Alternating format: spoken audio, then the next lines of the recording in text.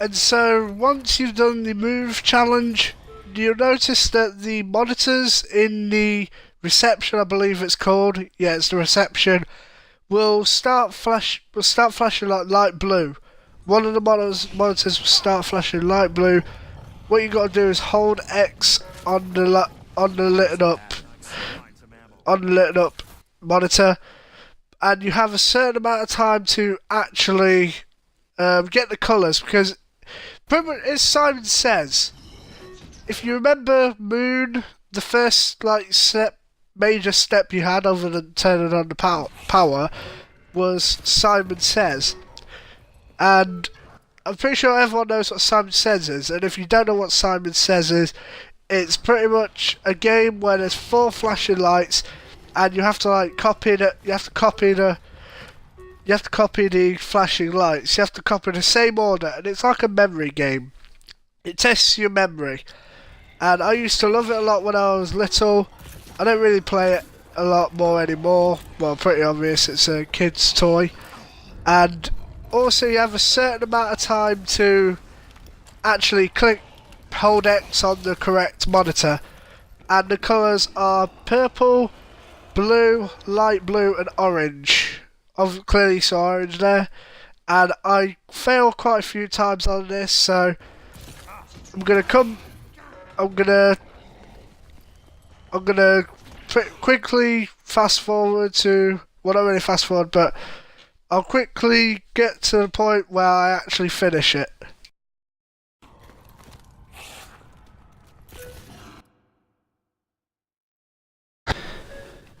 Okay, so I'm on the last few colours on the Simon Says setup, and quickly, the next challenge is pretty difficult. It's called the Friendly Fire Challenge, and it works 2 ways. In solo, free AI of the other characters that you are not thrown. So for example, I'm Lennox, so when the characters spawn, it will spawn an AI, Decker, Khan and Lilith, which is pretty confusing. Like I said, there it is. They're the free AI. Now pretty much to tackle them, you just have to avoid them. In co-op, I think all it does is turns on friendly fire to other players, and that's pretty simple. Just stay away from everyone. So, for example, if they were if you're like in a 3-player game, one person could be training in the lounge, one person could be training in the spa, and one person could be training around the middle where the exosuits are, and it'll be pretty simple. But not very much in solo, because you have to keep moving. My strategy is to use the teleporters at spawn and exo health, but obviously you can't do that forever. You have to pay like 2,000 for each teleport. So eventually I actually stopped being a pussy. I ended up getting down there and trying to get past them. Like here I think it is, I rushed down to, there it is. And I thought I was gonna die because I got exo shocked. And yep, I'm back when I finished killing the last zombie.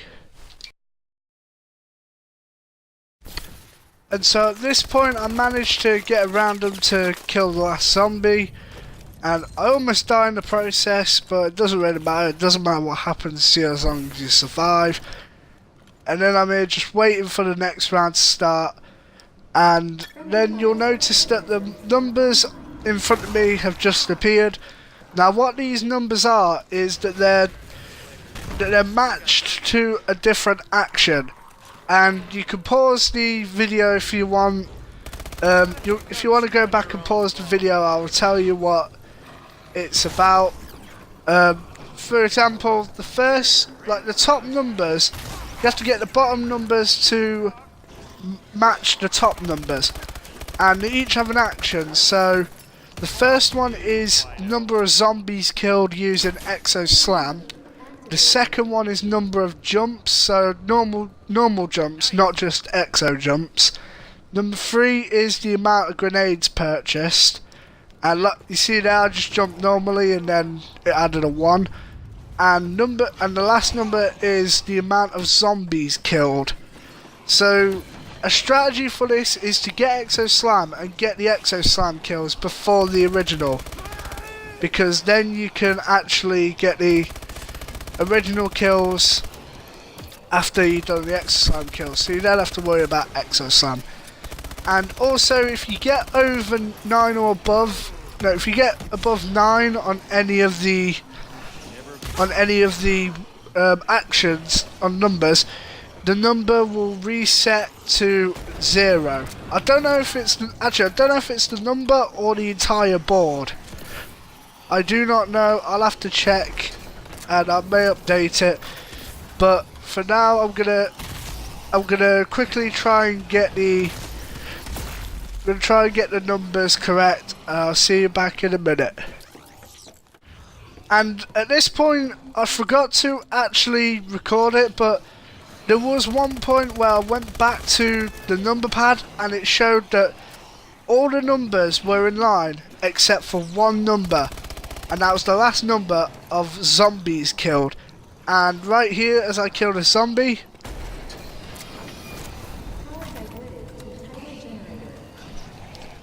as you heard, I actually finished the last kill, and all the numbers then corresponded to each other, so pretty much I completed the step.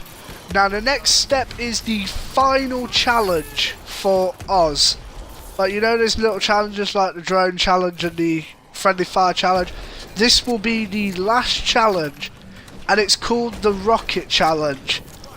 And it's pretty like the others, self-explanatory. This challenge, you have to use the mayhem. You get given a mayhem with unlimited ammo. However, you still have to reload it, and you can only use that mayhem. I have actually found a cheat kind of way where if you use a Sentinel squad just before the round changes, the Sentinel squad will actually stay and will give you some cover, which is what I did here. I activated them. I thought, you know what, these are gonna help me, because the kills that the Sentinels get don't count towards the challenge. So even if they get kills, it doesn't matter if they do, because they won't fail your challenge. I think it's as long as if you don't use anything, and I don't think you can use anything else other than the rocket challenge.